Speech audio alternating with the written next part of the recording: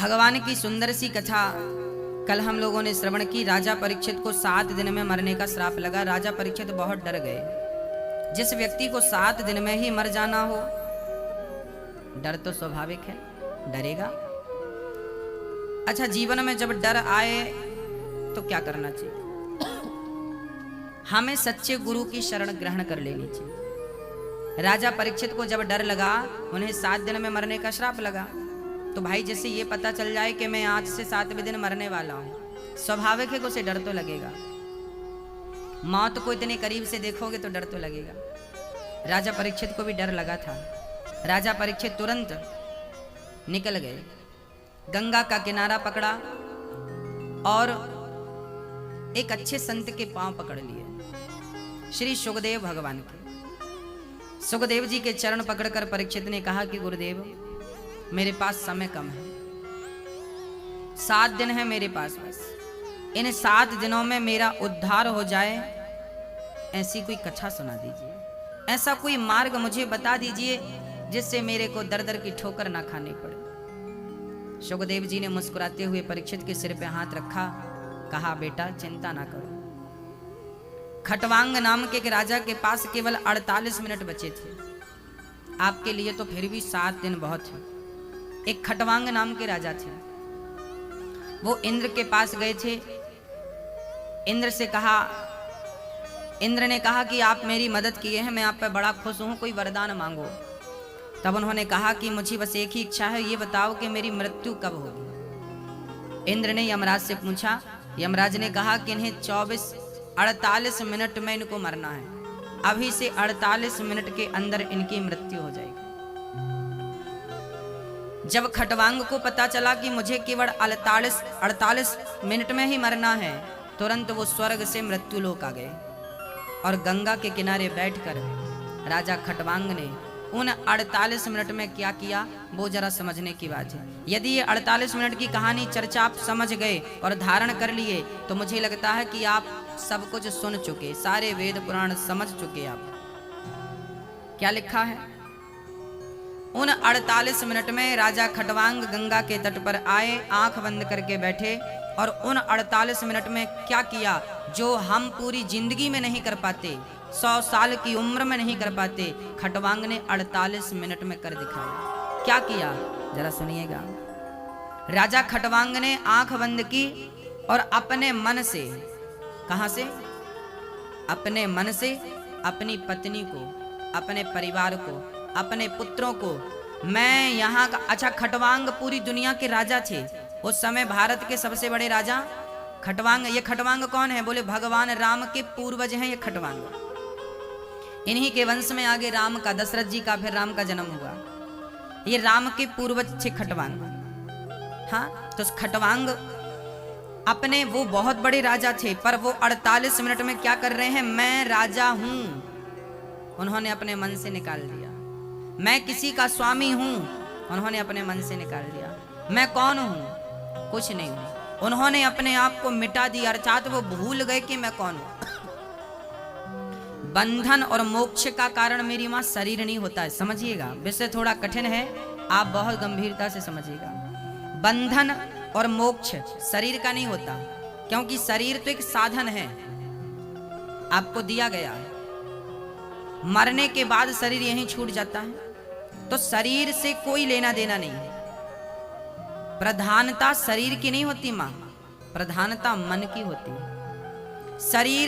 शरीर ने किसको पकड़ रखा है ये बात महत्वपूर्ण नहीं है, मन ने किसको पकड़ रखा है ये बात बहुत मायने रखती है। और यहां से मरने के बाद जब जाएंगे तो शरीर ने जिनको पकड़ा है हिसाब उनका नहीं होगा, मन ने जिनको पकड़ा है हिसाब उनका होगा।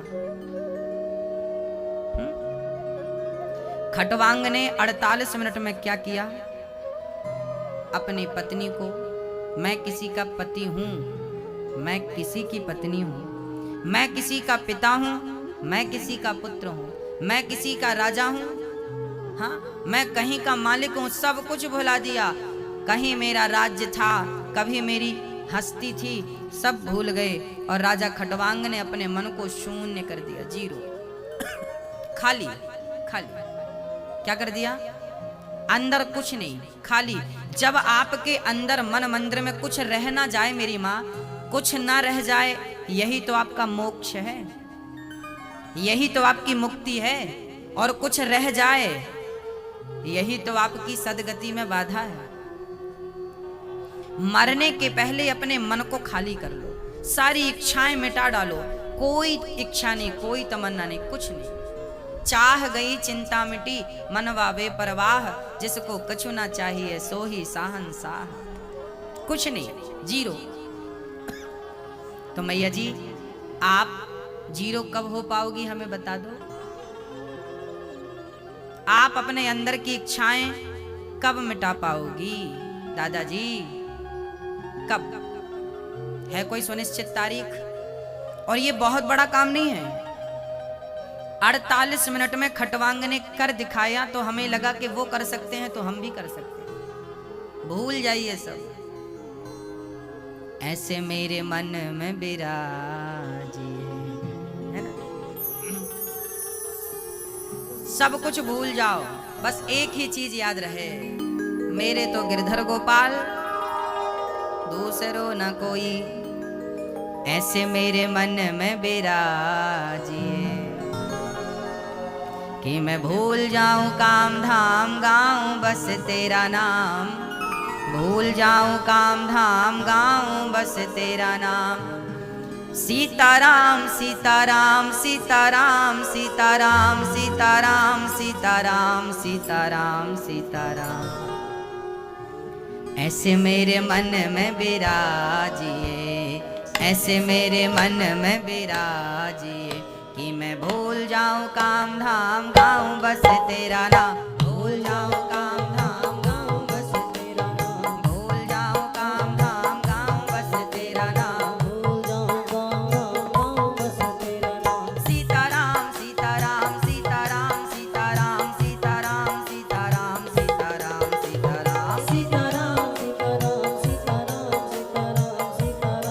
सीताराम सीताराम।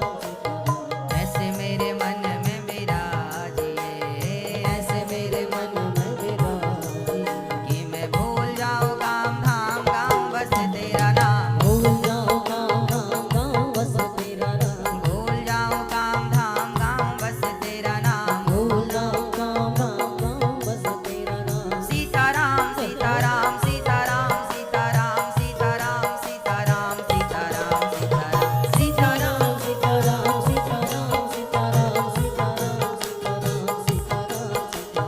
ऐसे मेरे मन में बिराजिए, ऐसे मेरे मन में बिराजिए कि मैं भूल जाऊं काम धाम, गाऊं बस तेरा नाम। भूल जाऊं काम धाम। सीताराम सीताराम सीताराम सीताराम सीताराम सीताराम सीताराम सीताराम। ऐसे मेरे मन में बिराजिए। हे प्रभु मेरे मन में ऐसे विराजो, ऐसे बैठो कि मैं सब कुछ भूल जाऊं। क्या क्या भूलना है हमें? बोले निद्रया ह्रियते नक्तम, व्यवायेन च वावयः, देवाचार्थे हया राजन्, कुटुंब भरणे नवा। क्या क्या भूलना है? हमें अपनी नींद को भूलना है। देखिए आप लोग ना कम सोया करिए, ज्यादा नींद नहीं लेनी चाहिए। यदि आपको सफल बनना है, जीवन में कामयाब बनना है, तो नींद का त्याग करना पड़ेगा। अपने लक्ष्य की ओर तब तक बढ़ो, तब तक चलो जब तक लक्ष्य प्राप्त ना हो जाए। और यदि सो गए तो कैसे लक्ष्य तक पहुंचोगे? इसलिए नींद का त्याग कर दो, कम सोइए। स्वस्थ व्यक्ति को 5 घंटे की नींद बहुत होती है। चलो 6 घंटे ले लो, चलो 7 घंटे ले लो भाई, अब 10 घंटे तो मत सो। 6 घंटे की नींद बहुत अच्छी होती है स्वस्थ व्यक्ति के लिए। स्वस्थ रहना है तो 6 घंटे बहुत है। रात्रि के 9 बजे सो जाओ और सुबह के 4 बजे 4:30 बजे जाग जाओ। जल्दी सोने की आदत बनाओ। आप लोग रात्रि के सोते हैं, 12 बजे तक जागते हैं।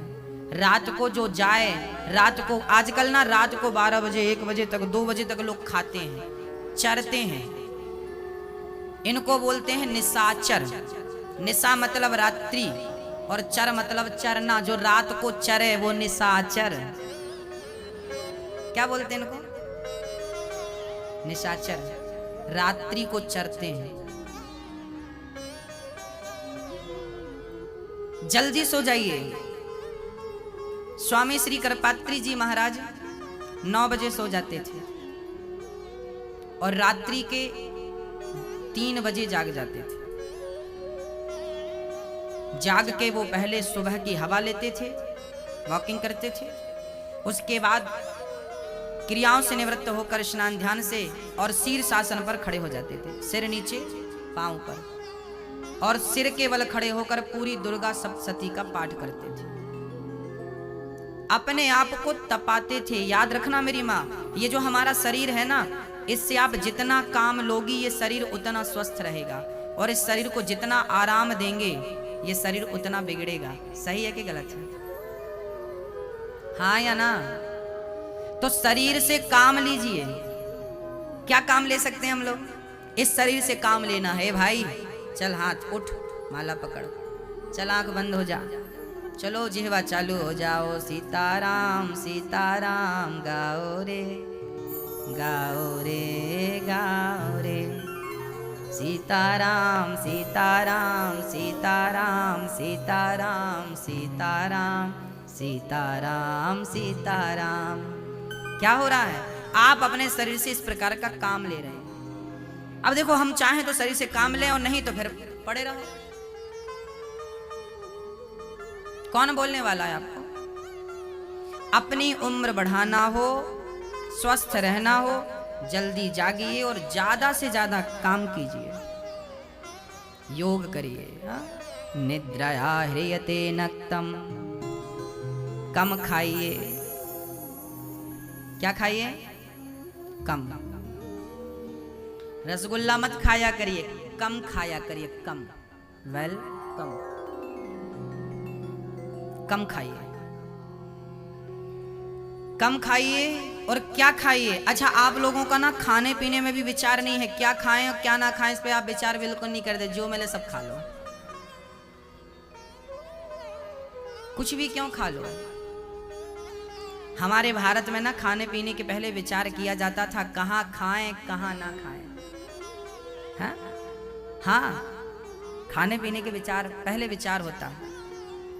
कुछ भी मत खाओ, कहीं भी मत खाओ, जो भी खाओ पहले भगवान को भोग लगाओ। हे प्रभु स्वीकार कीजिए। वहां खड़े हैं, जहां खड़े हैं वहीं से पहले अपनी हर वस्तु को भगवान को समर्पित कर दो। उसके बाद तुलसी का पत्र डालकर भगवान को समर्पित किया, उसके बाद आप प्रसाद पा लो। हाँ, जो भगवान खाते हैं वो आप खा सकते हैं, जो भगवान को भोग नहीं लगता उसको आपको भी नहीं खाना चाहिए। जो कन्हैया को मंजूर नहीं वो हमें कैसे मंजूर हो सकता?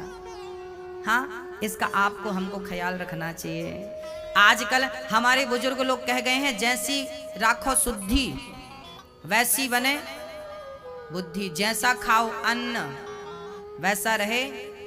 तो आपका जो मन है वो अन्न पर निर्भर है। यदि गलत आदमी का आपने अन्न खा लिया, कोई चोर है चोरी करके लाया और उसके घर आपने रोटी खा ली, तो मैं विचार आपको लिख कर देता हूं, आप किसी चोर के घर की रोटी खाना तो आपके मन में भी चोरी करने का विचार आ जाएगा। बात पर यकीन नहीं है, प्रैक्टिकल करके देख लेना। आप किसी वैश्या के घर जाओ, किसी चरित्रहीन आदमी के घर बैठ के रोटी खा लो, आपका मन भी उथल पुथल करने लगेगा, इच्छाएं करने लगेगा, हमें ये मिल जाए, हमें वो मिल जाए। आपका भी मन उस वैश्या की तरह चंचल हो जाएगा। यदि आपने वैश्या की रोटी खाई और गलत पुरुष की व्यक्ति की रोटी खाई, आपका भी मन हो जाएगा, क्योंकि हमारा मन अन्न पर ही तो निर्भर है। उन्हीं का मन ज्यादा भागता है जो खाते हैं। अब हम 4 दिन से भूखे तो हमारा मन भटकेगा नहीं ना। तो मन अन्न पर निर्भर है, जैसा अन्न होगा वैसा मन होगा। यदि मन को कंट्रोल करना है तो अन्न पर कंट्रोल करो। पाप की रोटी खाओगे तो मन पाप की ओर ले जाएगा, और प्रेम और भक्ति मेहनत की रोटी खाओगे तो मन भगवान में खूब लगेगा।